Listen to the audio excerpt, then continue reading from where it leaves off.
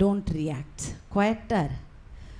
மாடு எவ்வளோ குதிச்சாலும் அமைதியார். உன்னுடைய வெற்றி ஒரு மாடை அடக்குவதனுடைய ரகசியம். How firm you are, how calm you R.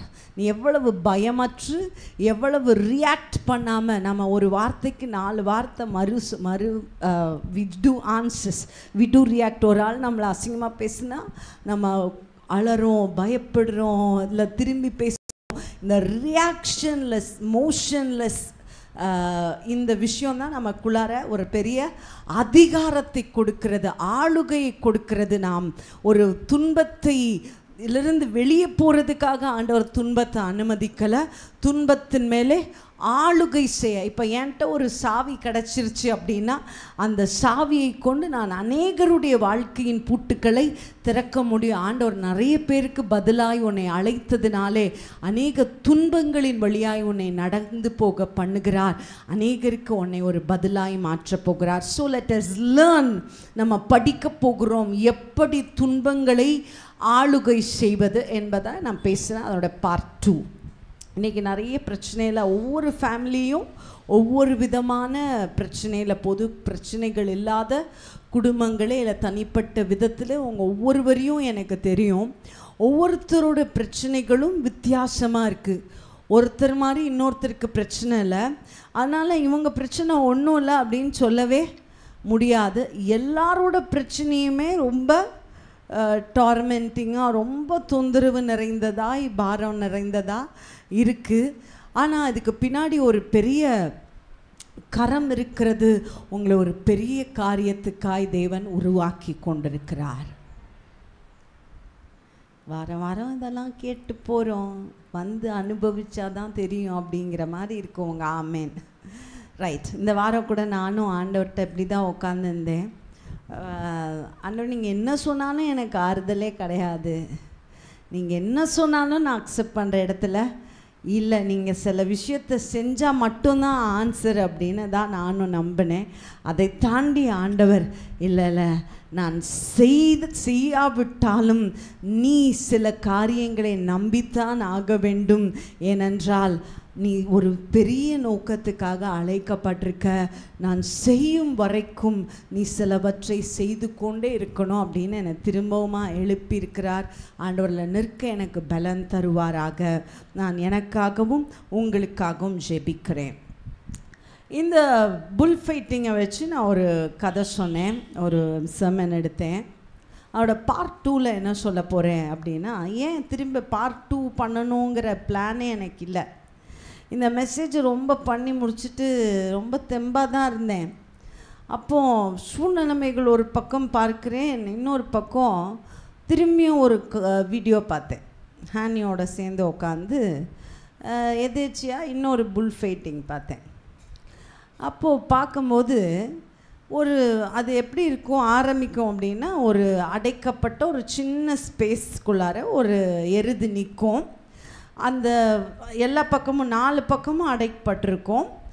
அந்த ஃபைட்டரை, அந்த சண்டை போடுறவனை அந்த மேல் வழியாக அந்த எருது மேலே உட்கார வைக்கிறாங்க. அதுதான் சிஸ்டம்.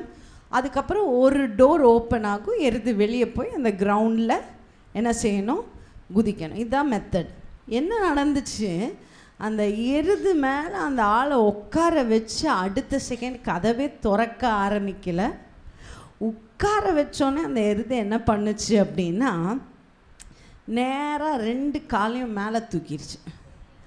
தூக்கி அந்த ஆளை அந்த இந்த பக்கம் இருக்க அந்த செவுரோட அப்படியே ஒரு நசுக்குச்சு.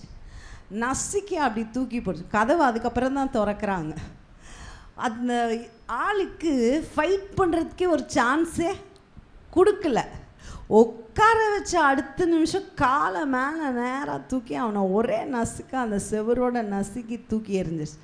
இதை பார்த்தோன்னே, ஆஹா, நம்ம பேசினதெல்லாம் வேஸ்ட்டோ,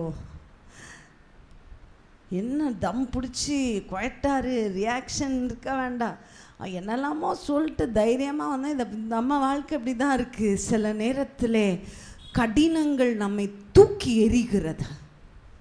நம்ம சில விஷயத்தெல்லாம் டாலரேட் பண்ணுறதுக்கு மேலே இருக்குது, ஹேண்டில் பண்ணுறவே முடியல.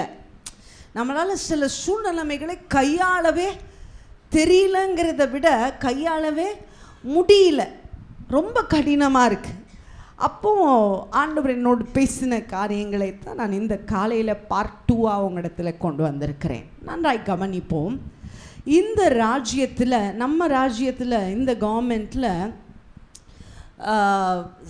சிவிலியன் என்கிற ஒரு பார்ட் ஆஃப் கம்யூனிட்டி இருக்குது. என்றால் குடிமக்கள் இல்லையா? நம்மெல்லாம் யார்? குடிமக்கள்.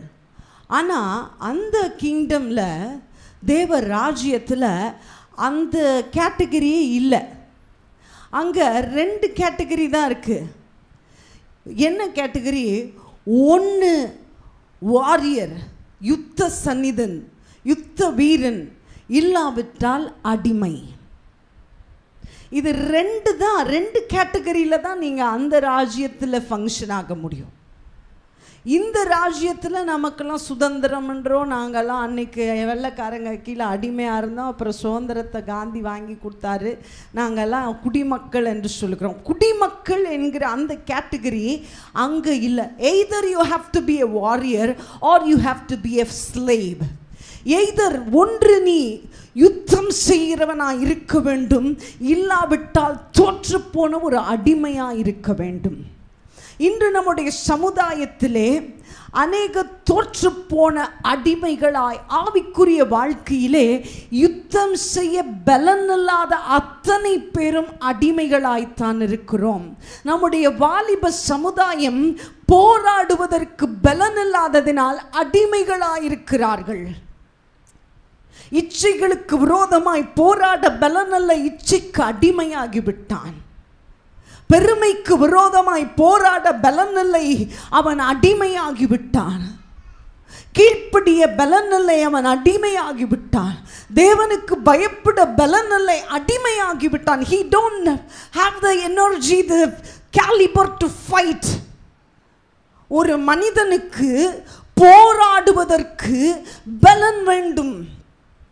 ஒரு ஆவிக்குரியவன் வாழ்க்கையில், ஒரு முஸ்லிம் கேர்ள் அவளுடைய ரட்சிப்பை குறித்து சொன்ன ஒரு சாட்சியை கேட்டேன்.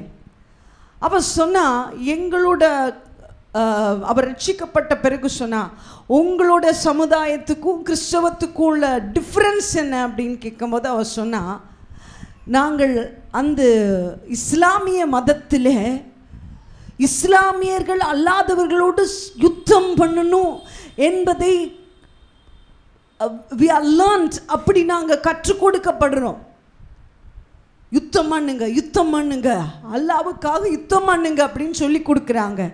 ஆனால் கிறிஸ்தவத்திலே சொல்லி கொடுக்கிறது, நீ மற்றவர்களோடு அல்ல, உன்னோடு யுத்தம் பண்ணு. Fight within. உனக்குள்ளா எழும்புகிற பெருமைகள், மேட்டிமைகள், திமிரு, அகந்த, எரிச்சல், கோபம், இச்சை, இவைகளுக்கு விரோதமாக யுத்தம் பண்ணுவதற்கு கிறிஸ்தவம் கற்றுக் கொடுக்கிறது. புரியுதா உங்களுக்கு அந்த வித்தியாசம்? இன்று இந்த யுத்தத்தை செய்வதற்கு தேவன் நமக்கு பலன் தருவாராக. வாசிக்கலாம் என்னோடு கூட ஒரு வசனத்தை. எபிரேயர் 1 அதிகாரம் 7 வசனம்.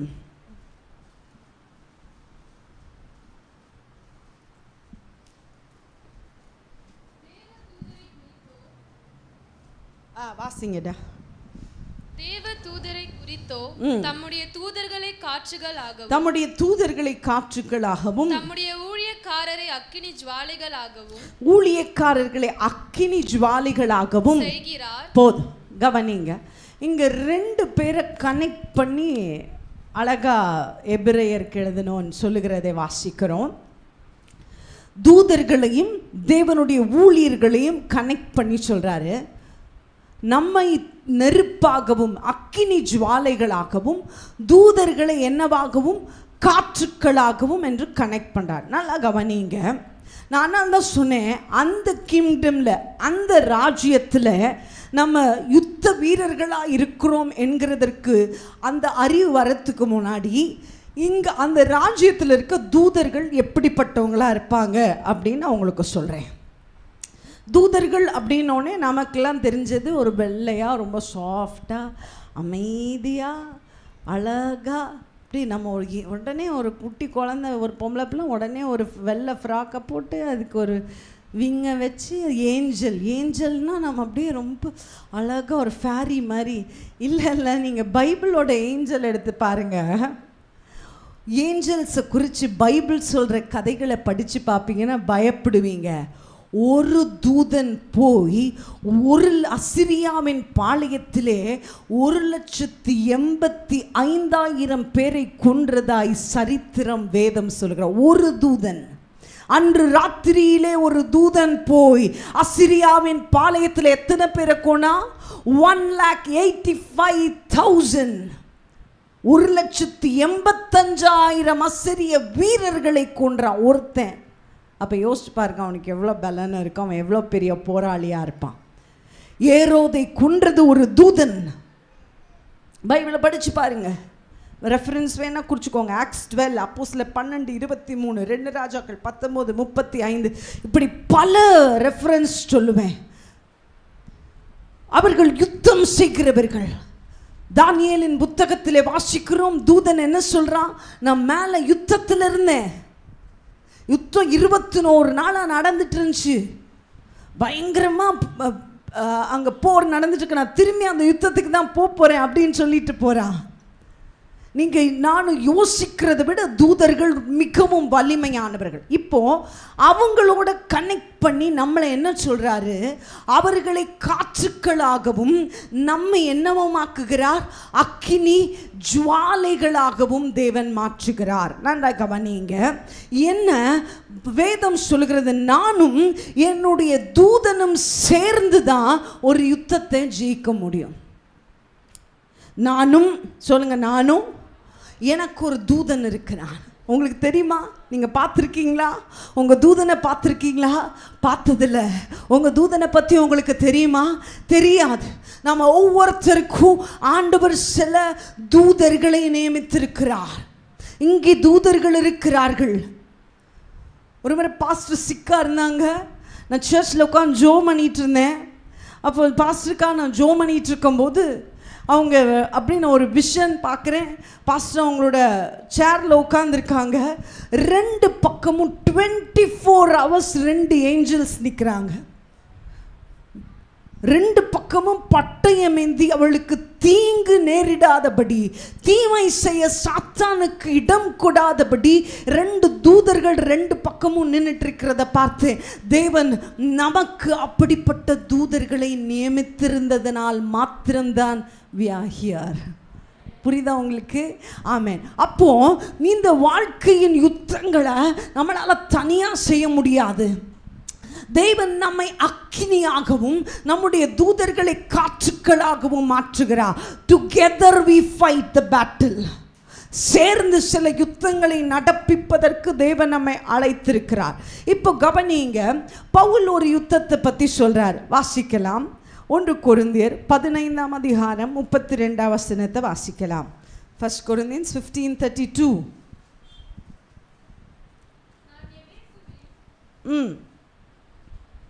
எபேசுவிலே துஷ்ட மிருகங்களுடனே போராடினேன் என்று மனுஷர் வழக்கமாய் சொல்லுகிறேன். திரும்பி வாசிடா. எபேசுவிலே நான் எபேசுவிலே துஷ்ட மிருகங்களுடனே போராடினேன் என்று மனுஷர் வழக்கமாய் சொல்லுகிறேன். அப்படி போராடினதினாலே எனக்கு பிரயோஜனம் என்ன? மரித்தோர் உயிர்த்தெழாவிட்டால் புசிப்போம் குடிப்போம் நாளைக்கு சாவோம் என்று சொல்லலாமே. போதும். இது புரிஞ்சுக்கிறதுக்கு ரொம்ப ரீடபிளாக புரிஞ்சிக்கக்கூடிய ஒரு லெவலில் இல்லை. என்னன்னு நான் சொல்கிறேன். இங்கே பவுல் ஒரு அழகான ஒரு கதையை சொல்கிறாரு. The beast of Ephesus. எபேசுவிலே துஷ்ட மிருகங்களோடு போராடினேன். இப்போ நம்ம கதைக்கு அப்படியே கொண்டு வாங்களேன். இந்த எருது சண்டைக்கு பவுல் சொல்கிறார், எனக்கு ஒரு எருது சண்டை இருந்துச்சு. ஒன்றும் இல்லை, அவர் நிறைய மென்ஷன் பண்ணுறாரு. நிறைய எருதுகள், சில துஷ்ட மிருகங்களோடு எனக்கு போராட்டம் இருந்துச்சு. ரைட். இப்போ சொல்லிட்டு அடுத்த பார்ட்டில் என்ன சொல்கிறாரு, மரித்தோரை உயிர்ப்பிக்கிற அந்த உயிர்த்தெழுதலின் மேலே எனக்கு நம்பிக்கை இருக்கிறதுனால தான் நான் அந்த யுத்தத்தை என்ன செஞ்சு முடித்தேன். இன்னைக்கு இருக்கிறோம், சாப்பிட்டோம், செத்தோன்னா அவ்வளோதான். நாளைக்கு செத்தா உயிர்த்தெழுதல் இல்லை அப்படின்னு நான் நம்புவேனா? நான் ஏன் இப்படி சண்டை போடணும் அப்படின்னு கேட்குறார். அப்படின்னா அவர் என்ன கன்க்ளூட் பண்ணுறார், என்ன சொல்ல வர்றார் தெரியுமா? நல்லா கவனிங்க. அந்த யுத்தத்தில் நான் செத்தா கூட பரவாயில்ல, நான் செத்தேன்னா நான் திரும்பி வந்துடுவேன், ஆனால் நான் சாவறதுக்குள்ளே உன்னை சாவடிப்பேன். அதான் அவர் அங்கே சொல்கிறார். இந்த யுத்தத்திலே நான் சாகிற அளவுக்கு சூழ்நிலைமைகள் வந்தாலும் நான் போராடுவேன். Even if it's death, I'll fight. இன்று அந்த போராட்டம் தான் நம்மிலே குறைந்திருக்கிறது. we all ஒரு ஸ்டேஜில் இதுக்கு மேலே போராட முடியாது என்கிறோம். வேதம் சொல்லுகிறது, பவுல் சொல்லுகிறார், மரித்தோரின் உயிர்த்தெழுதலை நான் நம்புகிறதினாலே நான் அந்த யுத்தத்தை செஞ்சேன். அந்த யுத்தத்தில் நான் சாக வேண்டி இருந்தாலும் இட்ஸ் ஃபைன், ஆனால் ஒன்றை சாகடிக்காம விட மாட்டேன். அதுதான் ஒரு போராளியினுடைய குணம். நீ என் வாழ்க்கைக்குள்ளே வந்துட்டல, உன்னை முடிக்காமல் விட மாட்டேன், உன்னை தோற்கடிக்காமல் நான் ஜெயிக்காமல் போக மாட்டேன்.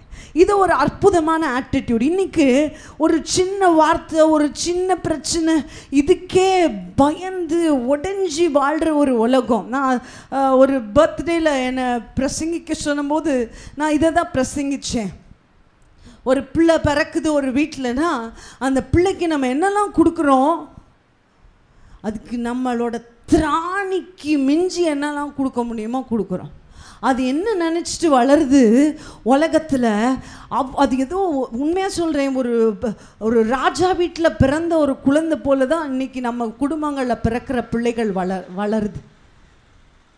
ஒரு 1வது பர்த்டே, ஃபஸ்ட்டு பர்த்டே வந்துட்டோன்னே பேனரை போட்டுடுறோம். அதுங்களை அப்படியே அதுங்களோட லெவலையே நம்ம அப்படி தூக்கிடுறோம். we are not preparing them for life's battle. வாழ்க்கையின் போராட்டங்களுக்கு அந்த பிள்ளைகளை நம்ம ஆயத்தப்படுத்துறதில்ல. அதுங்க நினைக்கிறதெல்லாம் நினைக்கிற அளவுக்கு, நினைக்கிறத விட அதுங்க உடுத்தணும், அழகாக இருக்கணும், அப்படி போகணும், இப்படி வாழணும், இதெல்லாம் அந்த பிள்ளைகளுக்கு கொடுக்க விரும்புகிறோம். ஆனால் இந்த உலகத்தின் சவால்களுக்கு அந்த பிள்ளைகளை ஆயத்தப்படுத்துகிறோமா? இல்லை. உலகத்திலே உண்டாகிற தீமைகளுக்கு அந்த பிள்ளைகளுக்கு நம்ம என்ன கொடுக்கணும்? விசுவாசம் கொடுக்கணும், தேவ வார்த்தை கொடுக்கணும், நம்ம அந்த பிள்ளைகளுக்கான தேவனை குறித்த அறிவை கொடுக்கணும். எப்படியாவது ஆண்டவரை தேவன் அந்த பிள்ளைகளை சந்திக்கணும். அதுக்கு பின்னாடி அந்த பிள்ளைகளுக்கு ஜெபம் என்கிற ஒரு பெரிய அனுகூலத்தை ஒவ்வொரு பிள்ளையும் ஒவ்வொரு பெற்றோரும் கொடுக்கணும். இதெல்லாம் கொடுக்குறோமா? I don't know. எத்தனை வீடுகளில் இதெல்லாம் ரெகுலராக நடக்குன்னு தெரியாது. ஆனால் அது எங்களுக்கு இப்போ அப்படி ஸ்கூலில் கொடுக்கணும், உலகத்தில் இன்டர்நேஷ்னல் லெவலில் படிக்க வச்சிடணும், அப்படி இப்படி பண்ணிடணும். இல்லை பிள்ளைகளே, prepare them for the real battle. வாழ்க்கையின் உண்மையான போராட்டத்திற்காக நம்ம பிள்ளைகளை ஆயத்தப்படுத்துவோம். கவனிங்க, இப்போ நான் இதை ஒட்டி 2 யுத்தங்களையும் உங்களுக்கு காமிக்க போகிறேன். 2 புல் ஃபைட்டிங். இதை யாருடைய வாழ்க்கையிலிருந்து தேவன் எனக்கு காண்பித்தார்? மோசேயை கொண்டு தேவன் எனக்கு கற்றுக் கொடுத்த ஒரு பாடத்தை நான் உங்களுக்கு காமிக்க விரும்புகிறேன். மோசேக்கு 2 யுத்தம் இருந்துச்சு. ஒன்று தி பீஸ்ட் ஆஃப் ஈஜிப்ட், எகிப்தின் எருது என்கிற ஒரு காலை யுத்தம். இன்னொன்று தி பீஸ்ட் ஆஃப், மனசில் எழுதிக்கோங்க, இல்லை பேனா இருந்தால் நோட்டில் எழுதுங்க. 2 யுத்தம். ஒன்று பீஸ்ட் ஆஃப் ஈஜிப்ட், எகிப்தின் எருது.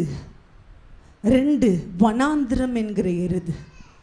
இந்த 2 எருதிலும் மோசேக்கு ஒரு யுத்தம் இருந்துச்சு. இந்த யுத்தத்தை அவர் எப்படி செஞ்சார்? இந்த யுத்தத்தில் ஒரு பார்ட் எகிப்தின் காளையை வென்றார், பார்வோனை கொன்றார். ஆனால் வனாந்திரம் என்கிற காளையிலே அவர் சவாரி செய்யும்போது he was not very capable. அவர் தோற்று போனார். அவர் கானானுக்கு போகவில்லை. நல்ல கவனிங்க, கானானுக்கு போகவில்லை. மேபி மோசேயே தோற்று போனா நம்மளாம் கவனமாக இருக்க போகிறோம். இந்த யுத்தத்தில் யார் ஜெயிக்க முடியும், இந்த யுத்தம் எப்படிப்பட்டது என்பதை நான் போன வாரம் சொன்னேன். இந்த யுத்தத்தில் ஜெயிக்க யாரால முடியும், என்ன செஞ்சால் ஜெயிக்க முடியும் என்பதை இந்த வாரத்தில் நான் சில காரியங்களின் கீழே உங்களோடு பேச போகிறேன். நன்றாய் கவனியுங்கள். இந்த யுத்தத்திலே 3 காரியங்களை உங்களுக்கு காமிக்க போகிறேன். Number 1, Exodus chapter 4 and verse 10. யாத்திரை ஆகமம் 4ஆம் அதிகாரம் 10ஆம் வசனத்தை வாசிக்கலாம்.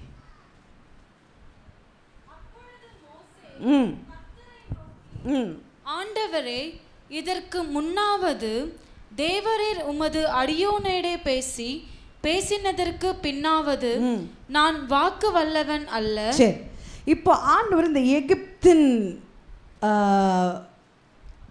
எருது இந்த சண்டையில் முதல்ல மோசேயை கூப்பிட்டு உட்கார வைக்கிறார். இப்போ ஆரம்பிக்குது யுத்தம். அப்படியே பிக்சர் பண்ணிட்டே வாங்க.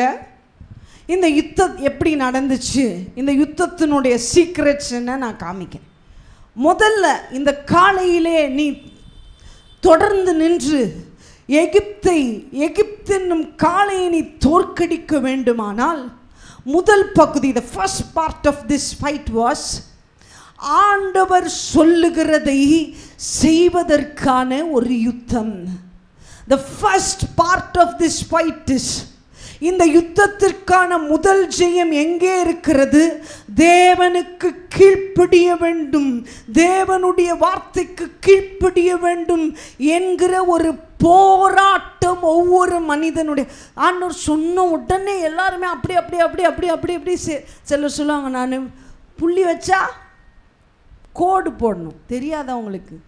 எங்கள் அப்பா சொல்லுவாங்க, நான் புள்ளி வச்சா நீ என்ன பண்ணுமா, கோடு போடணும்.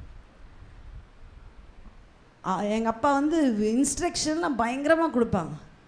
வீட்டை எப்படி க்ளீன் பண்ணணும்னு சொல்லுவாங்க தெரியுமா? கண்ணாடி மாதிரி க்ளீன் பண்ண. நான் அப்படி வந்தேன்னா நான் தரையை பார்த்தா அதில் நான் தெரியணும் அப்படிமா. அப்படிப்பட்ட கீழ்ப்படிதலெல்லாம் பாசிபிள் இல்லை, யாராலையுமே முடியாது. அதனால தான் இந்த வசனத்தை வாசிச்சு காமிச்சேன்.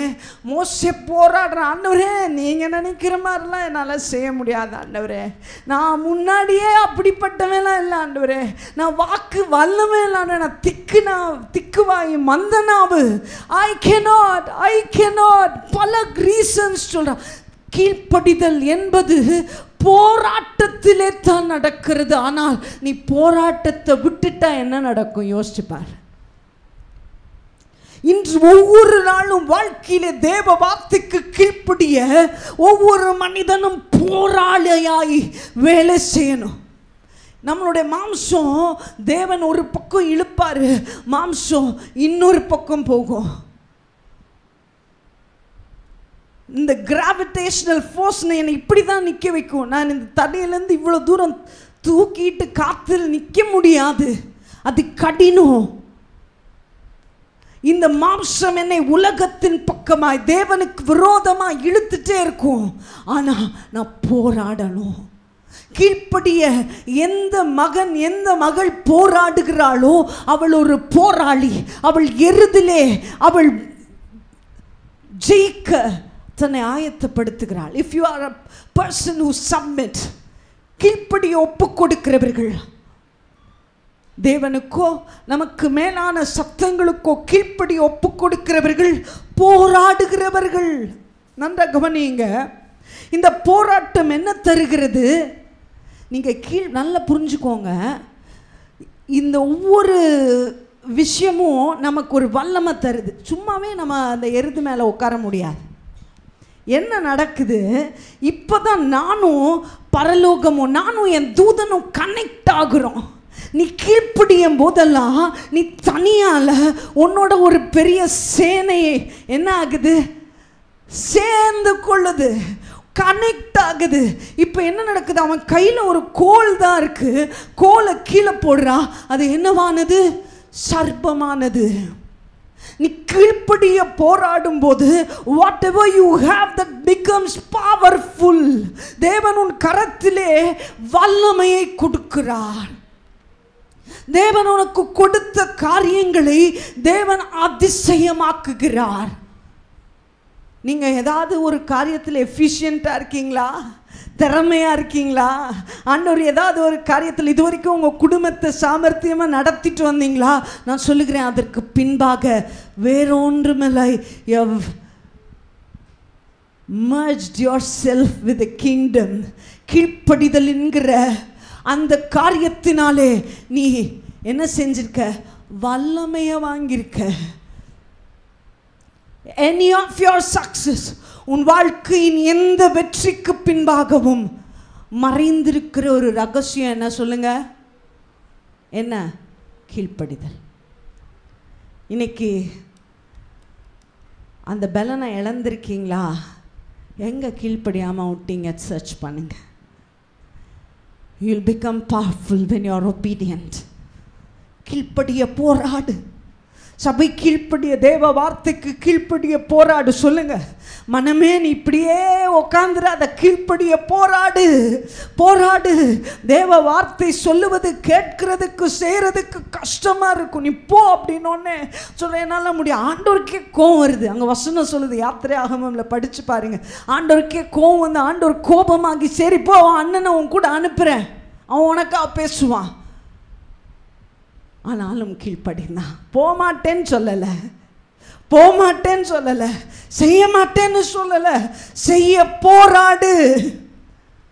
நீ உன் யுத்தத்தை ஜெயிக்கணுமா? உன் பிரச்சனையை ஜெயிக்கணுமா? போராடு.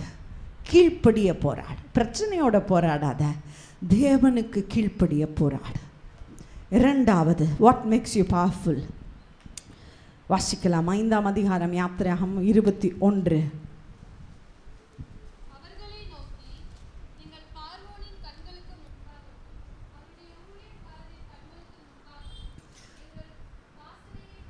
கெடுத்து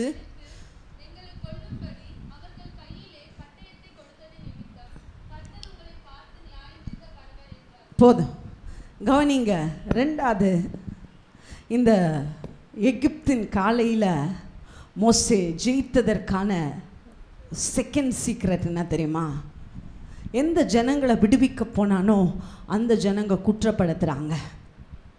அந்த ஜனங்க இவனை தப்பாக புரிஞ்சு தப்பாக பேசுகிறாங்க.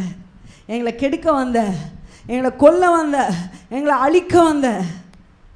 மோசே என்ன செய்தானா?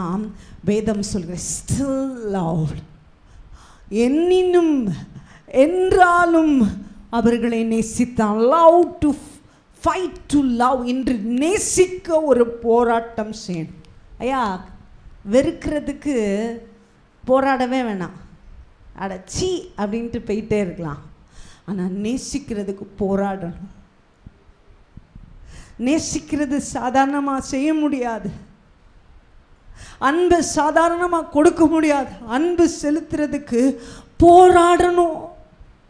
நீ அன்பு செலுத்த போராடுவாயானால் வேதம் சொல்கிறது, எருதின் யுத்தத்திலே, போராட்டத்திலே நீ நிலைத்திருக்கிறாய். கண்டினியூயிங்.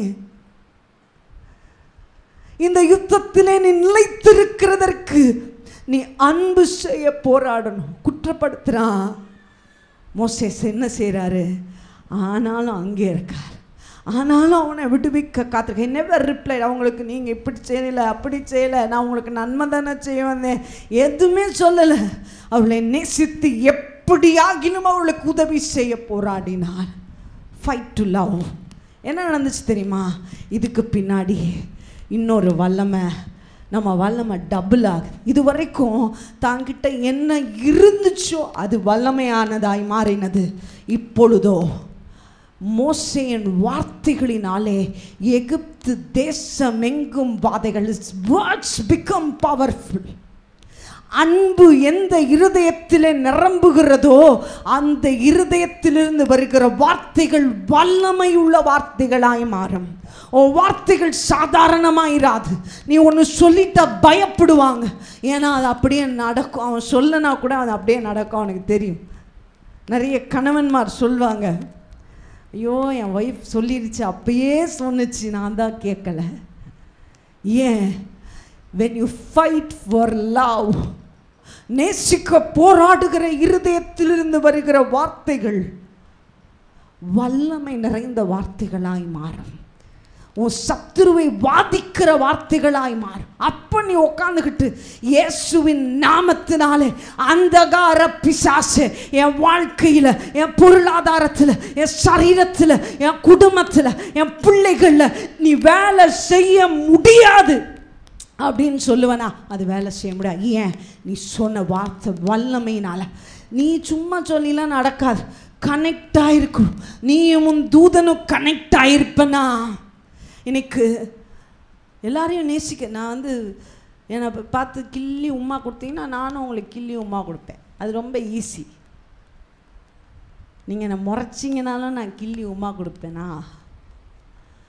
அங்கே தான் நேசிக்க போகிறேன். நான் சொல்கிறேன், சும்மா நேசிக்கிறதுன்னு சொல்லலை. ஐயோ நான் யாருக்கு என்ன தீமை செஞ்சேன்? நிறைய பேர் நான் யாருக்கு உன்னை சபிக்கிறவனை நேசி, உன்னை துன்பப்படுத்துறதுக்காக ஜபம் பண்ணு. That is a fight for love. புரியுதா உங்களுக்கு? நான் ரொம்ப நேசிக்கிறேன் கணவனை. பார்த்தோம். ஃபைட். நீ நன்மை செய்தும் உன்னை குற்றப்படுத்தும் போது நேசி. That connects you with a power. உன்னை ஒரு பெரிய வல்லமையோடு இணைக்கிறது. உன் வார்த்தைகளிலே வல்லமை பெருகுகிறது. அநேக தாய்மார்களுக்கு நான் சொல்றேன், உங்களுடைய பிள்ளைகள் உங்களை தூஷிக்கும் போது make sure you fight to love.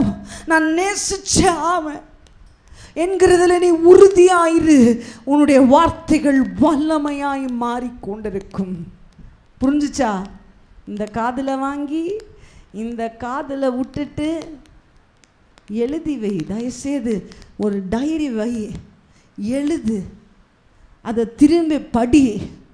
என்ன சொன்னால் குழப்பத்தின் நேரத்தில் அதை அசைபோடு, அதை பிராக்டிஸ் பண்ணு. இது தேவனுடைய வார்த்தை. இது வெறும் வார்த்தைகள் இல்லை.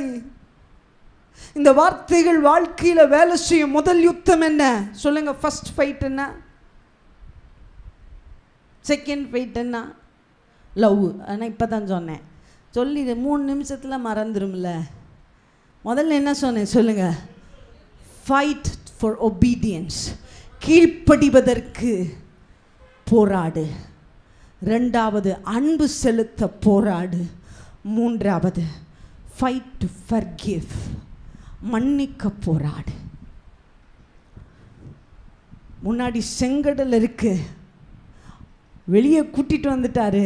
இவ்வளவு அற்புதங்களை வாதைகளை உண்டாக்கி அங்கிருந்து வெளியே கூட்டு வந்து செங்கடலுக்கு முன்னாடி நிறுத்தினோடனே அவங்க பேசின வார்த்தைகளை வாசிக்க டைம் இல்லை.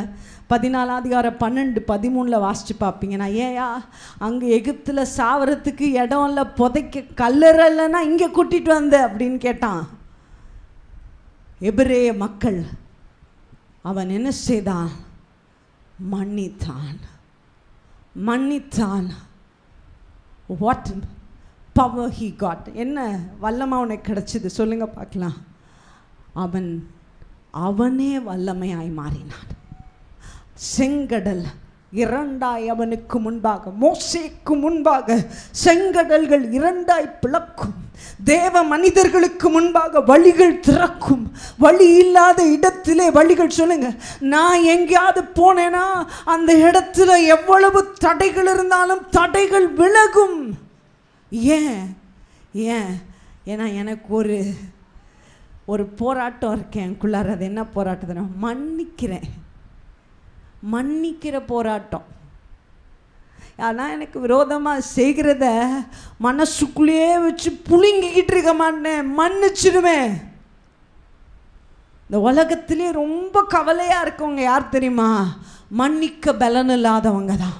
மன்னிக்க போராடுகிறவர்கள் போல சந்தோஷமாக யாருமே இருக்க முடியாது. அன்னைக்கு செஞ்சாங்க 50 வருஷத்துக்கு முன்னாடி, அந்த கதை இன்னைக்கு வரைக்கும் பேசிக்கிட்டு இருப்போம். செய்யாத சபையை, அது உலகத்தானுடைய கதைகளை. நான் அன்னைக்கு வந்து பார்த்தாங்களா, அன்னைக்கு என்னை கொண்டு வந்தாங்களா, அன்னைக்கு இல்லை, அதை மறந்து விடுவோம். Just forgive. That makes us powerful. செங்கடல்கள் நமக்கு முன்பாக திறக்கும். நீங்கள் யாரெல்லாம் மன்னிக்கலையோ இன்று காலையிலே மன்னிக்க உங்களை ஒப்பு கொடுங்க. சரி, இதை மூன்றையும் அடிப்படையாக வச்சு எகிப்தின் காளையை அவன் முற்றிலுமாய் அழித்தான். எகிப்தின் அடிமைத்தன முடிவுக்கு வந்துருச்சு. பார்வோனும் அவன் சேனையும் செங்கடல்ல மூழ்கி செத்து போச்சு. எகிப்தின் காளை, the beast of Egypt was defeated. Right, very good. இப்போ இன்னொரு எருதுல ஏத்துறாரு ஆண்டவர். இந்த எருது குயிக்கா இருந்துச்சு. இந்த எருது பயங்கரமா வந்துச்சு. பார்வோன் ரூபத்தில் வந்துச்சு, அகங்கார ரூபத்தில் வந்துச்சு, எதிரி மாதிரி வந்துச்சு. எப்போவுமே பக்கத்து வீட்டுக்காரனை ஈஸியாக மன்னிச்சிடுவோம். யாராவது தெரியாதவனை ஈஸியாக தேசிச்சிடுவோம். இந்த கூடையே இருக்குது பார்த்தீங்களா, இதுங்களை சமாளிக்கிறது தான் நம்மளால் முடியவே முடியாது. இப்போ ஆண்டவரை ஒரு காளையில் ஏற்றி விட்டார். அந்த காளையின் பெயர் த பீஸ்ட் ஆஃப் வில்டர்னஸ், வனாந்திரம் என்கிற காளை. கூட அண்ணன் தான், தம்பி தான், அக்கா தான், தங்கச்சி தான், மாப்பிள்ளை தான், மச்சான் தான், எப்பா எப்பா எப்பா எப்பா. அதான் பைபிளே சொல்லிடுச்சு, உன் வீட்டாரே உனக்கு சத்துரு. இந்த எருதில் ஜெயிக்க பழகிட்டனா, எப்பயும் சொல்லுவாங்க சிஎம்சியில் நீ வேலை பார்த்துட்டனா உலகத்தில் எந்த மூலையில் போனாலும் பிழைச்சிக்கலாம் அப்படின்னு ஒரு பழமொழி இருக்குது வெள்ளூரில். அந்த மாதிரி இந்த எருதை நீ ஜெயிச்சிட்டனா நீ எந்த எருதையும் ஜெயிச்சிடலாம். இது ரொம்ப ரொம்ப கஷ்டமான, பார்க்குறதுக்கு அது பாட்டில் இருக்கும், நம்ம கூடயே இருக்கும், நம்மளோடைய சாப்பிடும், நம்மளோடைய தூங்கும், நம்ம வீட்டிலே இருக்கும், நம்மளோடைய எல்லாம் பண்ணும், பேசும், பழகும், எருது மாதிரியே தெரியாது. ஆனால் தூக்கி தூக்கி அடிக்கும். இங்கேருந்து அங்கே போய் விழுறோம், அங்கேருந்து இங்கே போய் விழுறோம், கை ஒரு பக்கம் சூம்பி போச்சு, கால் ஒரு பக்கம் விளங்காமல் போயிடுச்சு, மண்டை வேலையே செய்ய மாட்டேங்குது, எங்கே போகிறோம் என்ன செய்கிறோம் கண்ணெல்லாம் சுற்றுது. ஏன்? இது வனாந்திரம் என்கிற எருது. இந்த எருதுலேயும் இதே 3 தான் இருக்குது. நல்லா கவனி. கீழ்ப்படிதல், இந்த எருதை அடுக்குவதற்கு இதே 3 ஃபார்முலா தான். 1 obedience, 2 love, 2 அன்பு, 3 மன்னிப்பு. ஆனால் இந்த எருதுலேருந்து இந்த எருதுக்கு வந்தோடனே இந்த ஃபார்முலா இன்னும் கொஞ்சம் ஆழமாது, இன்னும் கொஞ்சம் 10th சிலபஸ்லேருந்து 12th சிலபஸ் ஹார்டாக இருக்க மாதிரி, 10th மேக்ஸை விட 12th மேக்ஸ் கொஞ்சம் கன்ஃபியூஸ்டாக இருக்க மாதிரி இது இன்னும் கொஞ்சம் டீப்பாக புரிஞ்சிக்க வேண்டியிருக்கு, இன்னும் கொஞ்சம் ஆழப்படுத்த வேண்டியிருக்கு. அங்கே வெறுமன கீழ்ப்படிதல் கீழ்ப்படிதலாக இருக்குது, இங்கே கீழ்ப்படிதல் இன்னொரு ஃபார்ம் எடுக்குது. அது என்ன? நல்லா கவனிங்க. a fight to obeyன்னு சொன்னேன், கீழ்ப்படிய போராடு என்று சொன்னேன். ஆனால் இந்த எருதுல, வனாந்திரம் என்கிற எருதுல கீழ்ப்படிதல் கீழ்ப்படிதலா இல்லை, கீழ்ப்படிதல் விசுவாசமாய் மாறுகிறது. நல்லா கவனிங்களேன். ஒரு விஷயத்தில் இதை இப்போ செய்ப்பா அப்படின்னு சொன்னால், இதில் எனக்கு கசப்பான ஒரு தண்ணியை கொடுக்குறீங்க, குடிப்பா. சரி குடிக்கிறேன். நான் குடிச்சு முடிச்சுட்டேன், ஜெயிச்சிட்டேன் அப்படின்னா ஓகே, எனக்கு நீங்கள் ஒரு கிஃப்டை கொடுத்தா. நான் குடிக்க நீங்கள் ஊற்றிக்கிட்டே இருக்கிறீங்க, என்ன பண்ணுறது? அது எப்போ தான் நிறுத்துவீங்க ஊற்றுறத? நானும் பொறுமையாக குடிச்சிக்கிட்டே இருக்கேன். இங்கே தான் ஒரு ரகசியம் இருக்கிறது. இந்த எருது நீண்டிருக்கிறது. இந்த யுத்தத்துக்கு வெறும் கீழ்ப்படிதல் போதாது, கீழ்ப்படிதலோடு கீழ்ப்படிதல் இன்னொரு வார்த்தையாய் மாறுகிறது, கீழ்ப்படிதல் முழுமையாகிறது. நான் தேவனை நம்புகிறேன், தேவனை நம்புகிறேன். ஆண்டவர் தீமை செய்ய மாட்டார், விசுவாசிக்கிறேன். I stand on faith. It's not just obedience. ஆண்டவர் சொன்னதை ஒரு முறை மாத்திரமல்ல, பல முறை மாத்திரமல்ல, எப்பொழுதும் சரி. ஏன்னா நான் ஆண்டவரை நம்புறது நம்பிக்கையாய் மாறிடுச்சு. அங்கே கீழ்ப்படிதலாக இருந்துச்சு, இங்கே என்னவா மாறிடுது? நம்பிக்கையாய் மாறிடுது. வனாந்திரத்தில் இந்த ஜனங்க படுத்தின பாடு கொஞ்சம் இல்லை, எல்லாத்துக்கும் என்ன செய்வான்? முறுமுறுப்பா. மோசே ஆண்டவர்கிட்ட போனானே, ஆண்டவர் சொல்றார், மோசே இப்படி செய், மோசே அப்படி செய், மோசே இதை செய். ஆனால் வசனம் சொல்கிறது, நீ என்னை நம்பாததினால நான் சொன்னதை நீ செய்யலை. நீ சூழ்நிலைமைகளை பார்த்ததுனால, நீ சூழ்நிலைமைகளை நம்பினதுனால நான் சொன்ன வார்த்தையை கீழே தள்ளிட்ட, கற்பலையை உடைச்சிட்ட, கண்மலை அடிச்சிட்ட. நீ என்னை நம்பல. கீழ்ப்படிதல் நம்பிக்கையாய் மாறினால்தான் இந்த எருதலை வண்டி காலம் என்ன செய்ய முடியும்? தாக்கு பிடிக்க முடியும். கீழ்ப்படிதலை நம்பிக்கையா மாற்றினால் ஒழிய இந்த பிரயாணத்தில் ஜெயமில்லை. கண்ணை மூடிக்கிட்டு, ஆண்டவரே அப்படின்னா நீங்கள் இதை செஞ்சுருக்கணுமா ஆண்டவரே, அப்படின்னா நீங்கள் இது ஒரு வழியை திறந்திருக்கணுமா ஆண்டவரே. எப்பொழுது வாழ்க்கையில் கேள்விகள் கேள்விகள், வாய் வாய் வாய். இந்த வாயை எடுத்து மடக்கி கட்டில் கடியில் போட்டுட்டு, ஐ பிலீவ் லார்ட். இந்த சூழ்நிலைமைகள் என் குறைவுனாலா எனக்கு தெரியல, பிசாசுனாலா எனக்கு தெரியல, எதுனாலையும் எனக்கு தெரியல. ஆனால் நான் நம்புகிறேன். எனக்கு பலன் தாங்கப்பா. I believe, oh Lord. நம்புகிறேன், நம்புகிறேன். ஏன் என்கிற கேள்விகள் உடைக்கப்படுவதாக. ரெண்டாவது அங்கே சொன்ன ஃபைட் டு லவ், நேசிக்க ஒரு யுத்தம். இந்த நேசிக்கிற என்கிற வார்த்தை, லவ் என்கிற வார்த்தை இந்த எருதில் எப்படி தெரியுமா கன்வெர்ட் ஆகுது? ஏற்கனவே சொன்னேன், நேசிக்க யுத்தம்ட்டேன். அப்படின்னா நேசிக்க முடியாதவங்களே நேசிக்கிறது. அந்த நேசிக்க முடியாதவங்க கூட 24 hours இருந்தால் ரொம்ப கஷ்டம் இல்லை? அப்போ என்ன செய்யணும்? இந்த லவ்வை, இந்த அன்பு என்கிற வார்த்தையை தாழ்மை என்கிற வார்த்தையாக மாறிடணும். சரி, நீ ஜெயிக்க விட்டுறணும். என்ன செய்யணும்? ஜெயிக்க விடணும். அன்பு எப்பொழுது முழுமையாகிறது? அன்பு தாழ்மையிலே முழுமையாகிறது. அன்பு எப்பொழுது முழுமையாகிறது? அன்பு விட்டு கொடுப்பதிலே முழுமையாகிறது. ஜெய் பேசுறியா? பேசு. சொல்றியா? சொல். எடுத்துக்கிறியா? எடுத்துக்கோ. when you are humble, தாழ்மைப்பட்டால் ஒழிய இந்த எருதலை தாக்கு பிடிக்க முடியாது. மூன்றாவது, டைம் போயிட்டனால வேகமாக முடிக்கிறேன். ஃபைட் டு ஃபர்கிவ், மன்னிக்கிற போராட்டம். இந்த எருதுக்கு, வனாந்திரம் என்கிற எருதுக்கு வரும்போது எப்படி வருது தெரியுமா? மன்னிக்கிறது மாத்திரமல்ல. அழகாக ஒன்று சொல்லுவாங்க, சிலருக்கெல்லாம் மன்னிப்பே வேண்டாம். ஏன்னா அவன் செஞ்சதே செஞ்சுக்கிட்டு இருப்பான். நீ அவனுக்கு மன்னிப்பெல்லாம் கொடுக்கவே வேண்டாம். என்ன செய்ய? மறந்துரு. அவன் செஞ்சதை அடுத்த நிமிஷம் என்ன செஞ்சிடு? மறந்துரு. அந்த மூளையிலேருந்து எடுத்து தூர போட்டு ஃபர்கெட். மன்னிப்பு மாத்திரம் இந்த எருதிலே தாக்கு பிடிக்காது, மறக்க வேண்டியும் இருக்கிறது. அவன் செய்யலை, அப்படியா அவன் நான் செஞ்ச, அவன் அப்படி செஞ்சுருக்க மாட்டானே அப்படின்னு உன்னையே கேட்கணும். இந்த வார்த்தை சொன்னாரே, இந்த அப்படி சொல்லவே இல்லையே. ஆண்டவர் எனக்கு சொல்லி கொடுத்தாரு எப்படி மறக்கணுமா. அடிச்சு சொல்கிறேன், அப்படி ஒரு விஷயமே நடக்கலை. ஆனால் உண்மையாலே அதுக்கு சத்தியமாக சொல்கிறேன், எனக்கு அதுக்கு பலனே இல்லை. இந்த வாரம் ஃபுல்லாக நான் போராடினேன்.